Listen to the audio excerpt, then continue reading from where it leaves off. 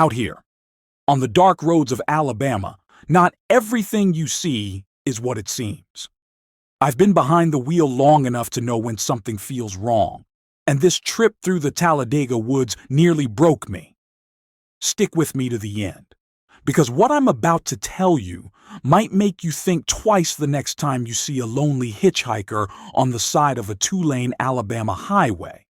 And if you love stories from the road, the real, the strange, the unforgettable, make sure you subscribe to mile marker 31 so you don't miss the next ride into the unknown.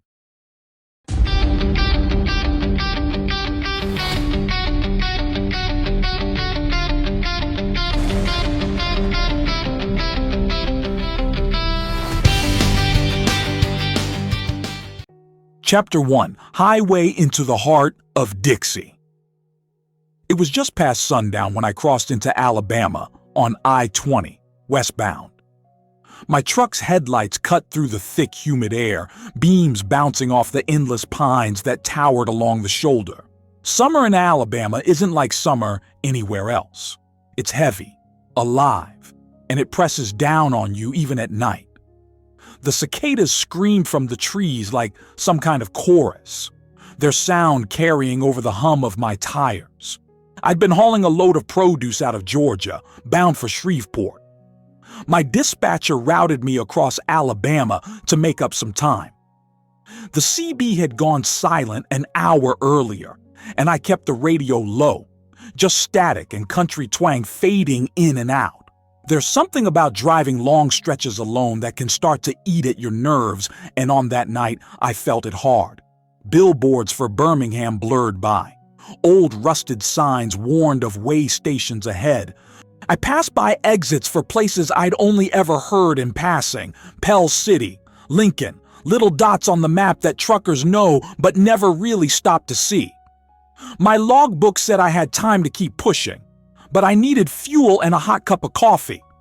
That's when I decided to pull off near Anniston. Chapter 2: A Stop in Anniston.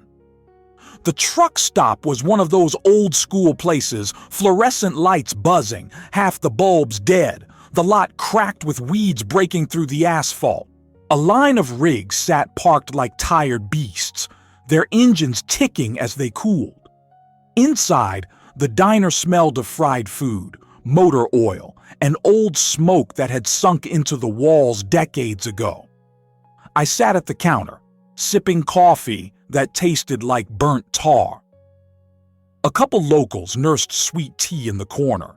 Ball caps pulled low, they weren't talking to me, but I could hear enough of their whispers. They were talking about the woods south of Talladega, about hunters gone missing, about lights that move between the trees, about how the forest don't give back what it takes. The waitress, worn but kind, set down my plate of eggs and grits. When she saw I was listening, she gave me a look. "Best you keep to the interstates, trucker," she said. "Those back roads will take more than your time."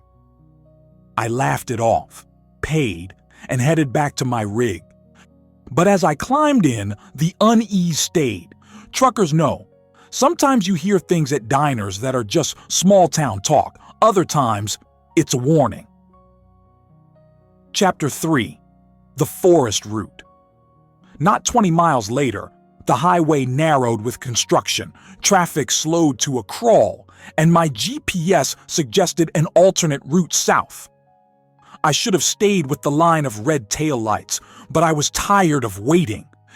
Against my better judgment, I took the detour, cutting through Talladega National Forest.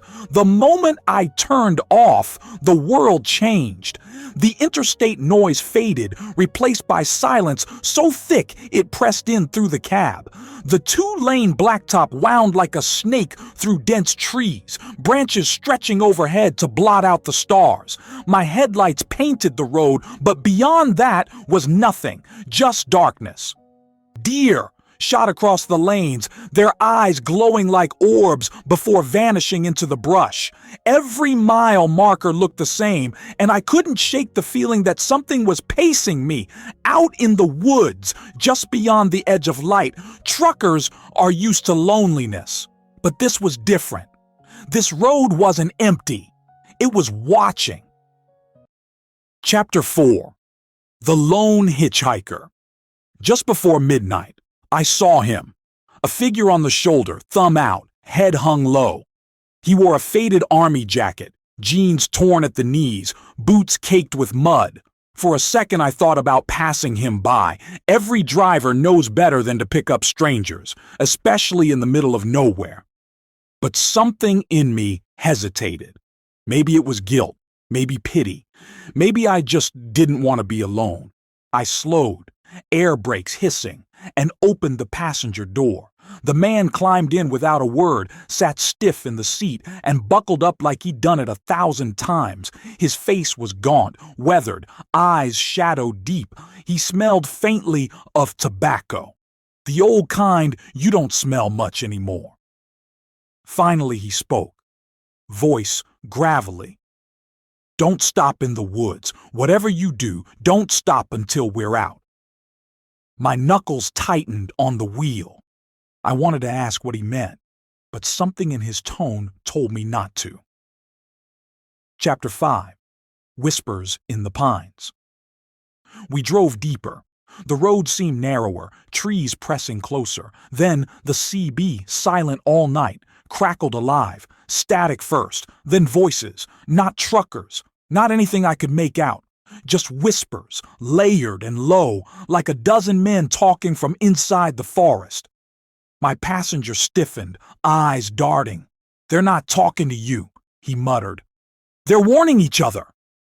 Shadows shifted in the trees, moving in rhythm with the truck. At one point, I swore I saw figures running alongside us, just out of sight, faster than a man should move.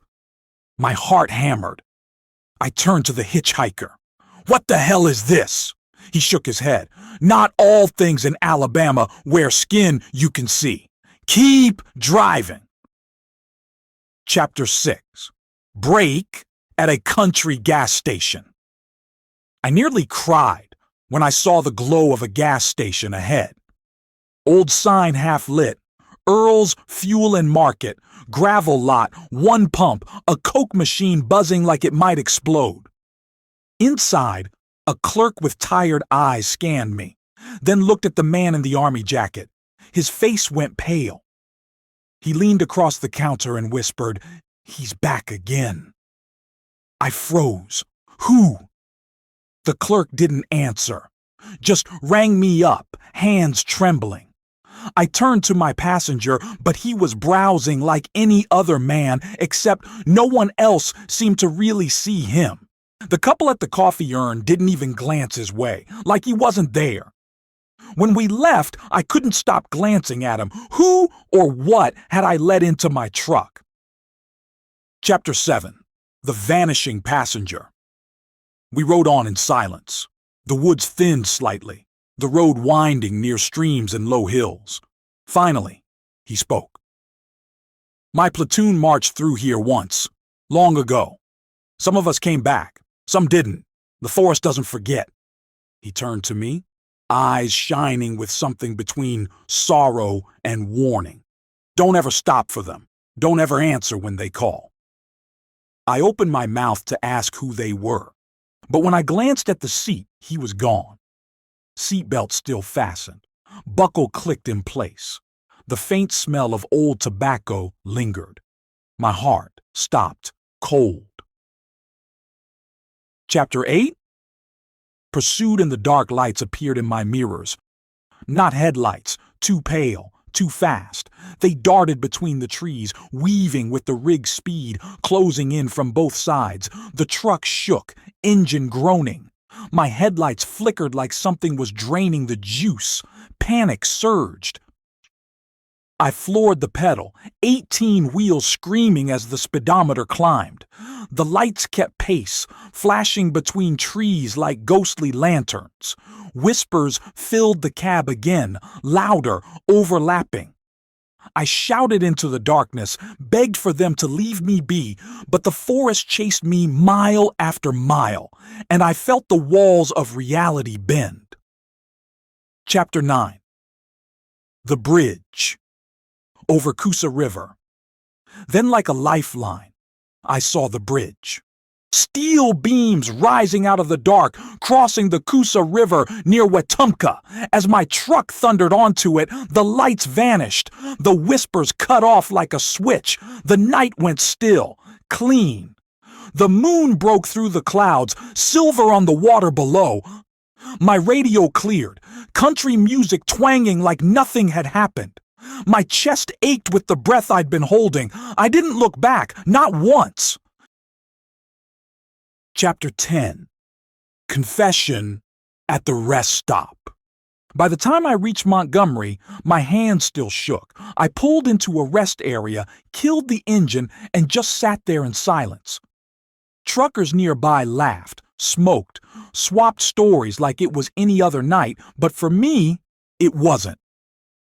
I pulled out my logbook, scrawled this down like a confession, not for dispatch, not for the duty, for anyone who might find themselves where I was. If you see the man in the army jacket, don't stop, don't look twice, keep rolling. I shut the book, leaned back, and listened to the night. But even then, I couldn't shake the feeling that somewhere, in the endless pines of Alabama, something was still waiting. If you made it this far, thank you for riding with me through one of the darkest runs of my life. There are roads in America that hold more than just pavement and paint. They hold secrets. If you've ever seen something out there you can't explain, drop it in the comments. And if you want more stories like this, subscribe to Mile Marker 31. Out here, every mile marker tells a story, and some of them will haunt you forever.